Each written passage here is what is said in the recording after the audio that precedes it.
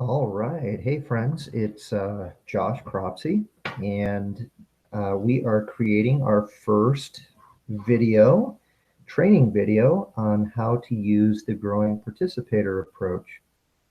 I'm pretty excited about it. I actually spoke to a good friend on the phone today that is interested in using these materials in New York City. So let's jump into this. I hope it's helpful. Um, we're going to go right into the presentation here.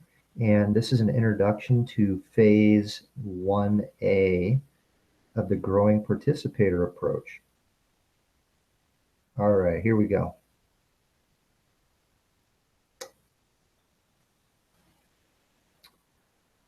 Phase 1A, this is a 6-phase program with over 1,500 hours of learning. The growing participator is a long growth, much longer than most new growing participators envision. And listen, if you're going to use this method, you're in it for the long haul. Uh, I know I used it to learn Arabic, and I barely got out of phase 2 or 3. I think I made it into phase 3, the shared story phase. But just realize that this is a ever evolving and lengthy process, and it's all about relationships. Okay.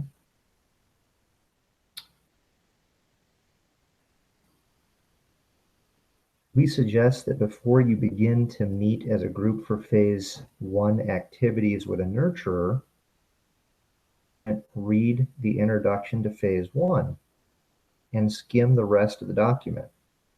Then meet together with the nurturer and a growing participator advisor also present if possible. We also recommend an initial social event like a party, potluck, supper, or other activity that will help the members of the group better understand one another and develop a team spirit of mutual support, encouragement, and plain old fun. It also provides opportunity to take the photos needed for the game. Here and now photos of us, which is first used in the first phase 1 meeting. This will also be a good time for everyone who does not have one to receive a host name. If a host person, hopefully the nurturer, is there to help with that.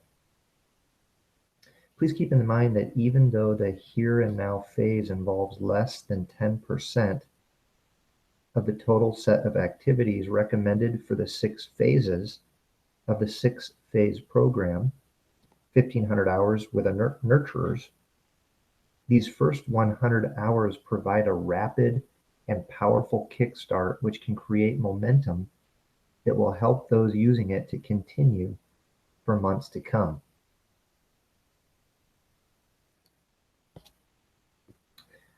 So again, step 1, read the introduction to phase 1A. Step 2, skim the rest of the document. Step 3, the nurturer and growing participator should meet with a language advisor. 4, have a party to meet and get to know each other. 5, match up nurturers and growing participators.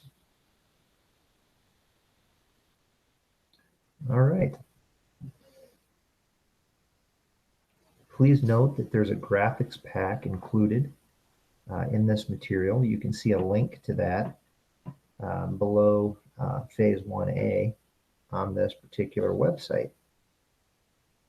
We include a set of drawings of the objects and actions suggested for each game, and other pictures to be used during some of the games with the nurturer, such as drawing depicting common places in the local town. Someone in each location where the plan is used needs to make locally appropriate drawings. The first versions of the drawings were done by a non-artist. Have fun localizing the drawings for your location. So again, just to recap, phase 1A, games for listening and responding non-verbally. Time spent with the nurturer. Phase 1A is 15 sessions, 30 to 40 hours. Um, the, the nurturer and the growing participator will learn about 300 plus words. And then if you look past phase 1A into phase 1B, you're gonna have more listening games and also constrained two-way interaction games. Time spent in phase 1B, it's 25 sessions and it should be about 50 to 60 hours. And the growing participator will gain about 600 plus words if they work through phase 1B.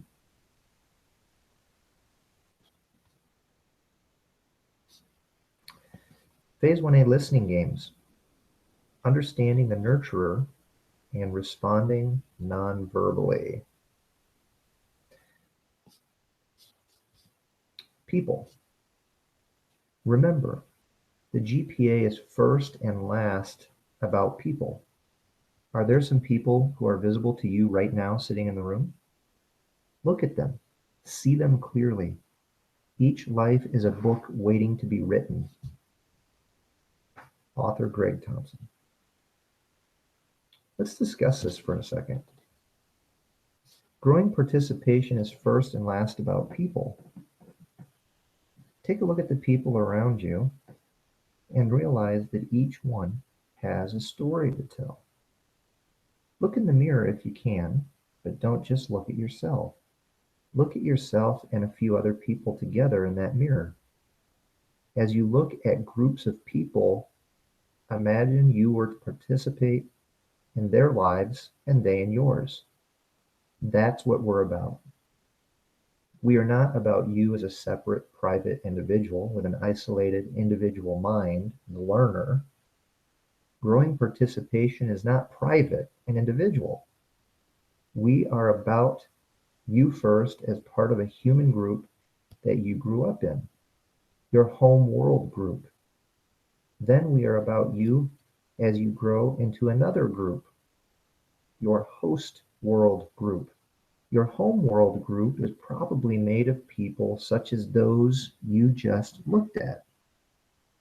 Wherever you are, you take that home world with you, even when you are alone. Usually, you are accompanied by other people from your home world as you approach another world. If not, if you don't actually travel to the new place with others of your home world, you are likely to find someone and identify with them. You are already a full participant in your home world. The other world you may have in mind is not your host world until you join it and start growing and changing in it. Just being physically there doesn't make it the host world. To be in your host group, some of its people must take you into it, help you to join them in their home world, and to live their life in it with them. In your mind's eye, picture some real people in that world too, standing with you, looking in that mirror. If you can actually see members of that human group, look well. Growing participation is about them. It is about what they will experience of you within their social world. However, it's a long, long growth, much longer than most new growing participators envision it being. This manual is about phase 1, which is your first exciting baby steps into that long growth in a host world. Your early growth will normally involve growth with others from your home world, or possibly from other home worlds, together becoming part of the host group. You and they will keep changing before host people's eyes from the first moments of phase 1 onward. That also means that the host world itself, that is, particular host people's experience of their world, becomes something different in virtue of you and your companions being part of it. I can go on and on with this picture, but must leave it.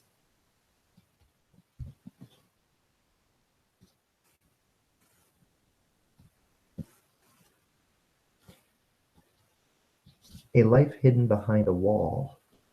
Take a look at this picture and you notice there's a few people standing outside the circle and then a whole crowd of people inside the circle.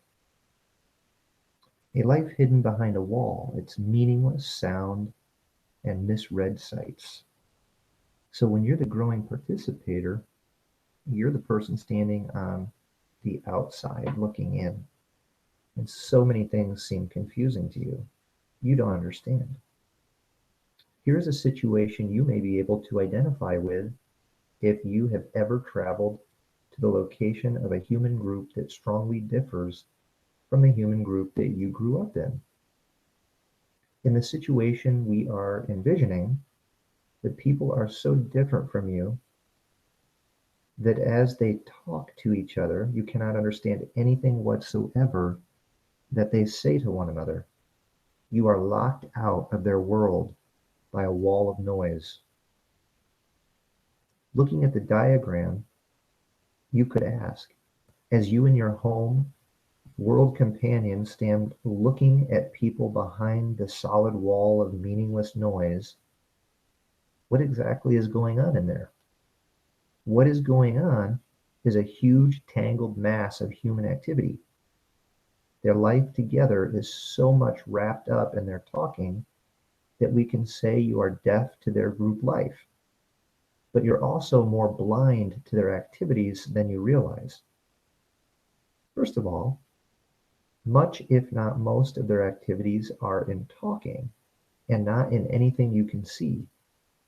Think of activities such as reconnecting with a friend, strengthening that friendship, showing interest, telling what is going on in your life, and on and on. Therefore, being deaf to that talking means being blind to most of their activities, which are happening in their talking. Furthermore, what you see them doing with your eyes is not what you see themselves doing and see one another doing.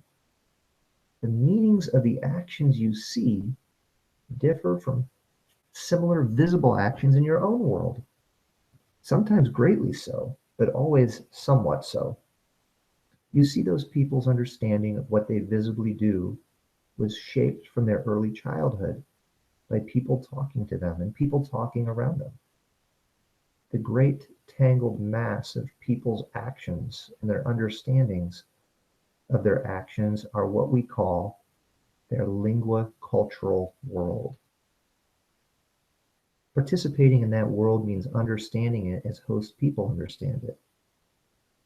Therefore, understanding is one of the most important words in connection with growing participation. You may be surrounded all day by people of the other group, but only as you understand their words and other actions as the people themselves understand one another are you truly in their world.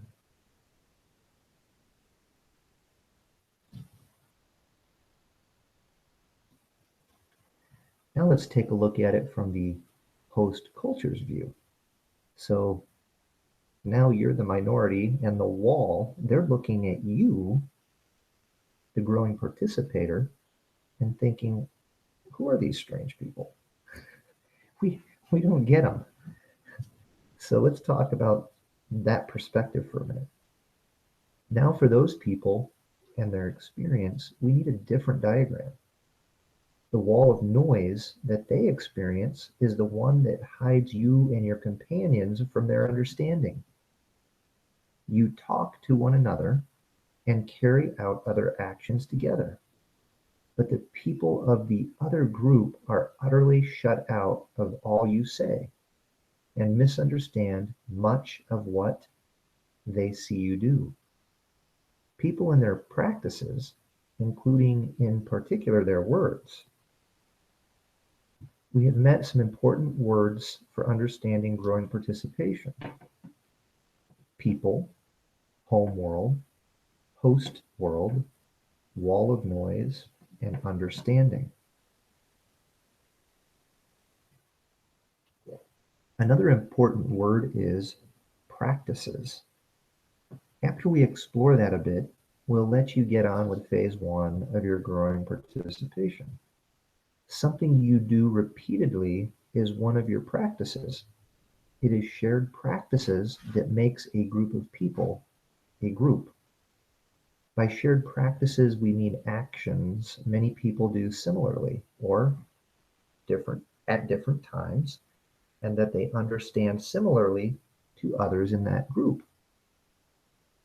Now, for host people to take you into their world means that they help you to participate in their practices so that with enough experience, you come to understand their practices more or less as they do. Students at a university I attended carried backpack-style book bags, slung over one shoulder only. A 19-year-old girl student told me that if holding the bag over one shoulder was inconvenient, she would strap hers over both shoulders and just not worry about being cool. So one student practice was to carry a book bag in a particular way, and part of the meaning of the practice was being cool. Most people who know English as a second language seem to know the word cool in that sense. Now, a human group such as the one you grew up in and one you now hope to join has one collection of practices that is especially enormous, with an especially powerful effect: words. Using a word is a practice. Using a particular host word with a particular host meaning is a particular host practice. Human groups with their own words also have practices of combining words in particular ways. This all gets extremely complicated extremely quickly. So let's slow down and consider how we can start to understand the practices of a human group, how we can get behind the wall of noise. In phase 1A, participating in the practices of using words and combining them are the first steps toward understanding all sorts of host linguocultural practices: entertaining guests, participation in community events, conducting business, carrying book bags at the university, slaughtering sheep, etc., etc. In the end, most complicated practices and their meanings will still mainly be practices involved in talking. Issues like who talks how to whom in what context and for what purposes. We start mainly with practices of using words and their combinations, because this will allow nurturers and other host people to explain all the practices we want to ask about. We cannot understand the meaning of more complicated practices until we are able to understand the explanations most people provide. And so we start with words. An unusually special host person takes you into his or her life for a few hours each day.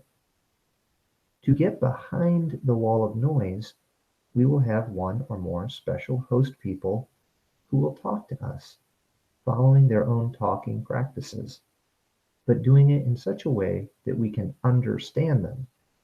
We call such people nurturers. Those who the nurturer nurtures are weak and need special care in order to grow strong. A nurturer can be male or female.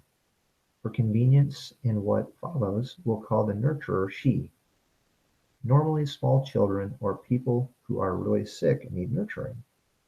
But as a newcomer to a human group that is so different from the one you grew up in, you desperately need a host person who will take you in your helpless state and nurture you into her world.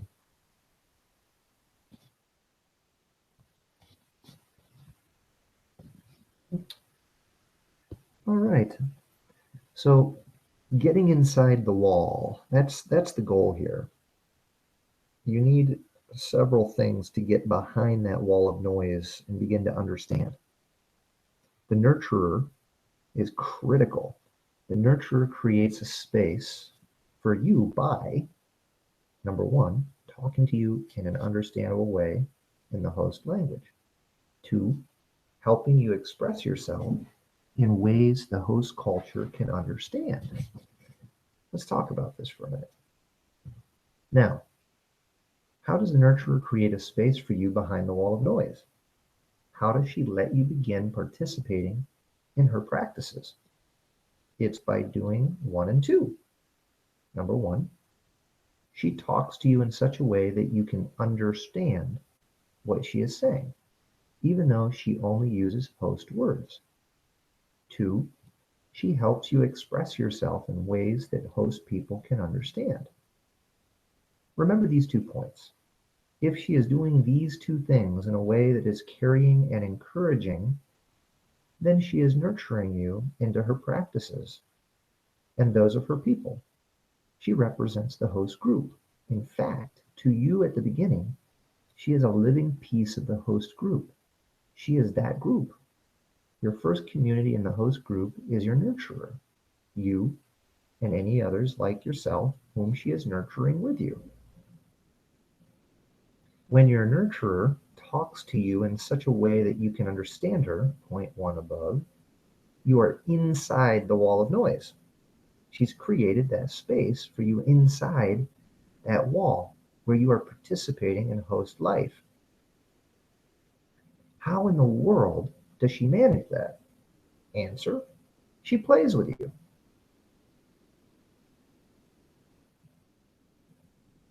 The big question you might be asking is, how does she do one and two? Well, she won't immediately be able to involve you in complicated host activities of normal adult host life in ways that you would be able to understand and make yourself understood. But what she can do is play with you. It is the games she plays with you that make one and two above possible. You hold in your hands a guide to such games. Play them all. Play them well.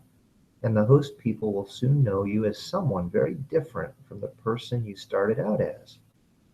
You will be part of their languacultural world, a strange baby part, but a part nevertheless.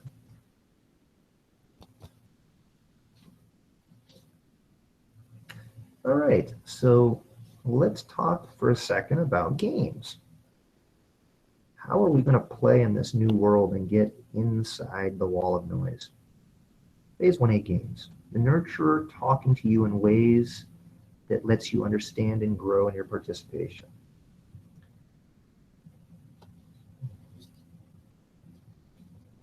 Game 1, and it's really the core game to Phase 1A, the first 15 lessons. There are a variety of games. Here we mainly emphasize a common format, the Dirty Dozen, as people have a tendency to do it in ways we don't recommend. All of the games use what you can see, and so to help you with understanding. New words are usually introduced in a dirty dozen or similar activity and subsequently reused in a more complicated activity. In Phase 1A, they are all listening games, and you respond without talking by doing something. So let's take a look. There are rules to Dirty Dozen. First of all, let's talk about the positive. Do. Number one, stay connected to the nurturer as a person. Number two, have fun. Laughing is good. Number three, start with 2 items only. Number 4, add 1 new item at a time when all the GPs are ready to go on. Number 5, be satisfied with your hearing of a word as long as you can point correctly. Let's go into a little more detail. This way of doing things will become clear as you do it. We'll spell it out more in the game-by-game instructions. The nurturer should be well aware of these do's and don'ts. GPs should cooperate and not try to redirect things. Then you should reread this list of do's and don'ts before the second day. So what are the do's? Stay connected to the nurturer as a person. Have fun. Laughing is good. 3. Start with 2 items, such as 2 objects, a dog and a cat, or 2 actions, walking and running, or 2 expressions depicted in pictures, hello and goodbye, etc. 4. Add one new one at a time when all the GPs are ready to go on. 5. Be satisfied with your hearing of a word as long as you can point correctly. There will be other acts besides pointing, but in any case, if you can do the act, then you know the word well enough to go on.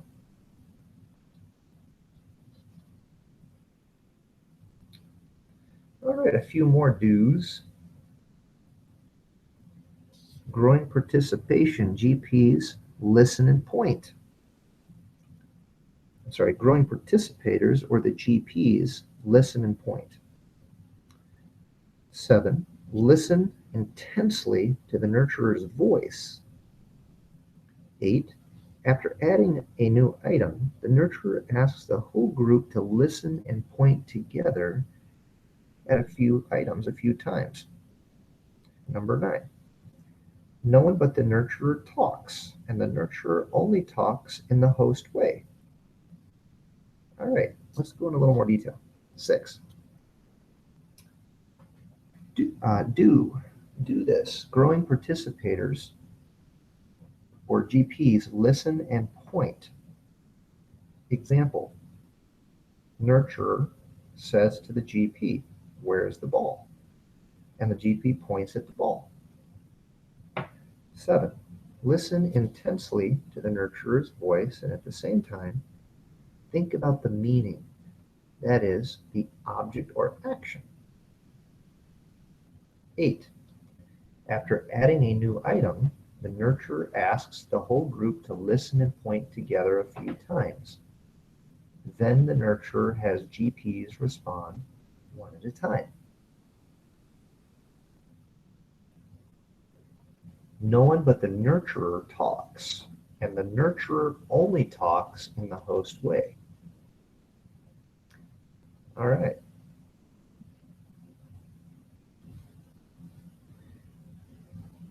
A few more. Number 10. Keep adding until every item in the plan for that game has been understood. 11. At that point, record a 1-minute sample of that game that includes all the items. 12. Then make a recording of the picture dictionary.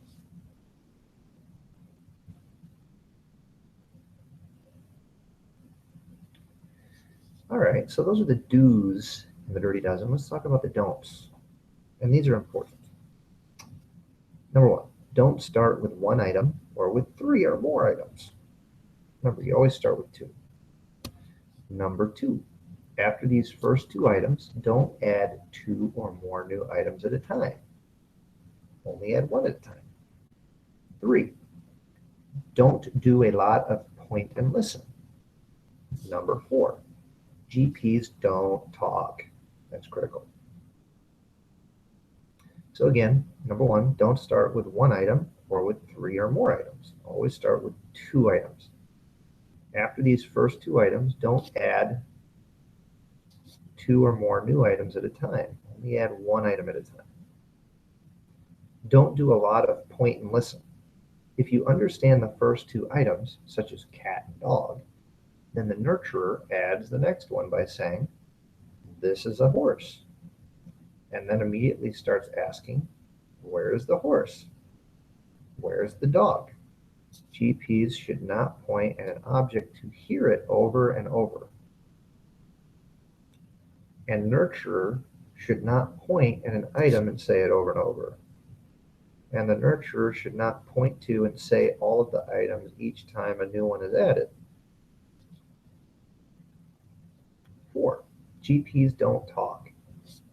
During listening games, you want to be hearing only the nurturer's voice and no other, not even the coach's voice. Of course, you can talk between games.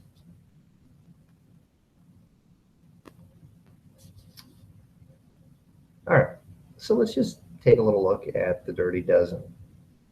Let's try playing this lovely little video here. See if I can do this.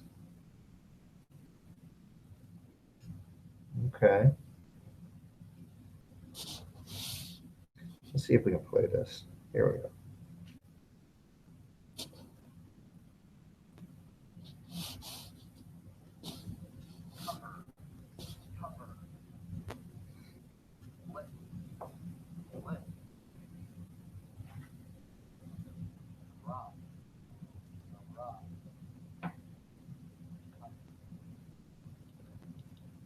Drop. Which one is flip? Which one is cover? Which one is drop?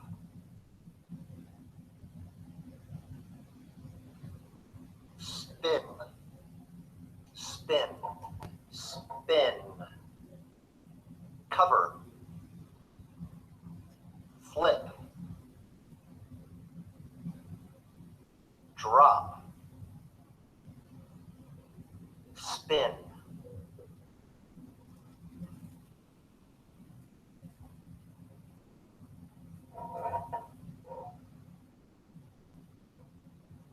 Fall. Fall. Fall. Spin. Drop. Cover. Flip. Spin. Drop. Fall. Cover. Flip.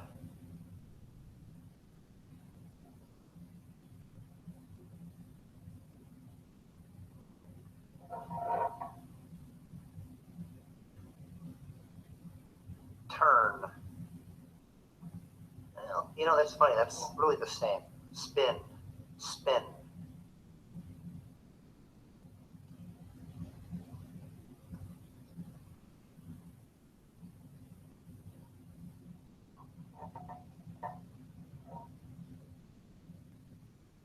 All right, so there's a little example of how you can do Dirty Dozen and throw the items out there.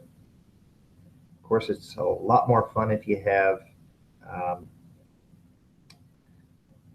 a group of people that you're working with.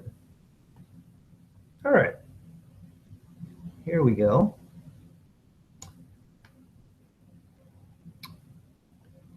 Where does let's talk a little bit about the idea of the Dirty Dozen for a second. Where does the idea of Dirty Dozen come from? Here it means far from perfect. Your goal in a Dirty Dozen is to be able to understand a word when you hear it in the game. You might not understand it in another context. Perhaps you cannot possibly recall it and say it. But if the nurturer says, "Where is the elephant?" and you point to the elephant and not the lion, then you've achieved the goal in a Dirty Dozen activity.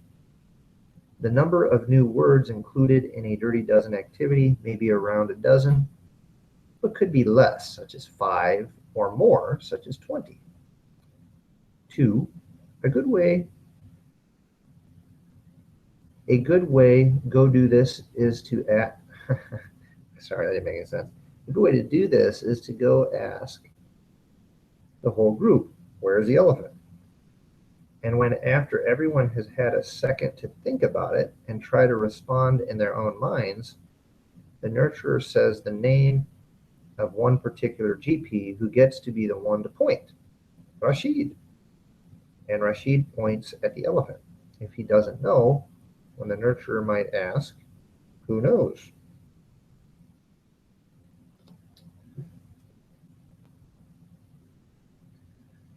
Again, a couple more don'ts.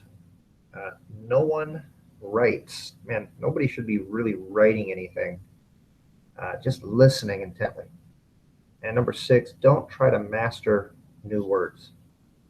Okay, so let's talk a second about 5 and 6 don'ts. No one writes. You're learning to hear at this point. It is not easy to hear well. Don't let anything, such as writing, distract you. 6, don't try to master new words. This goes with, do be satisfied with your hearing of a word. Don't try to learn new words well enough to recall them or to say them yourself. That will come later. You'll learn to hear and understand many new words rather than trying to master a much smaller number. Hopefully that makes sense. Finally, I want to talk about the iceberg principle. Many GPs put great energy into attempting to master every word fully as possible when they first encounter it. They find that a large portion of the words they tried to master do not stay mastered.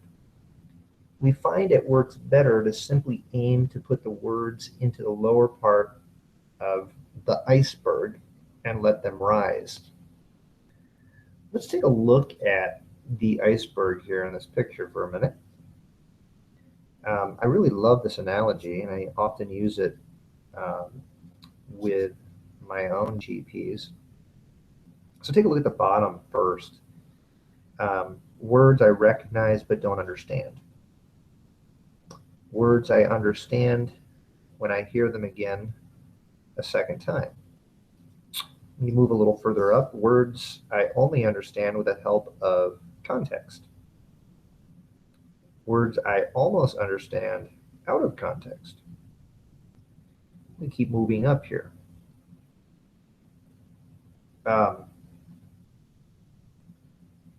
Let's see here. Can I? Where is that thing? Is that a laser? Oh, nice. All right. Words I can recall if I need them. Move up a little higher. Words I've already used once in my own speech. Moving up a little higher. Words I use easily in my own speech. And then finally, words I've mastered in every respect. Now listen, I mean, this takes time. And in phase 1A, we are really starting at the ground level. And we really just want people to be able to hear a word and understand its meaning. They don't need to write it down and spell it. They don't need to be able to read it. Just see a picture and associate it with a word and be able to point to it. That's it. So friends, this is the end of the presentation on phase 1A. Listen, if you have a question, I hope you'll post it and ask. Again, all of these materials are on my website, www.eslconnexus.com. And Greg Thompson, the author of this content, has given permission for non-official copying of the material and use for nonprofit purposes. I hope you enjoyed the webinar. I'm going to type in the website here. I will also, of course, put it in the bottom, the description section on the YouTube video. Hey, if you've enjoyed this and you found it helpful, I hope you'll like the video and respond below the video, and we will make more of these in the future. Thank you so much. Bye.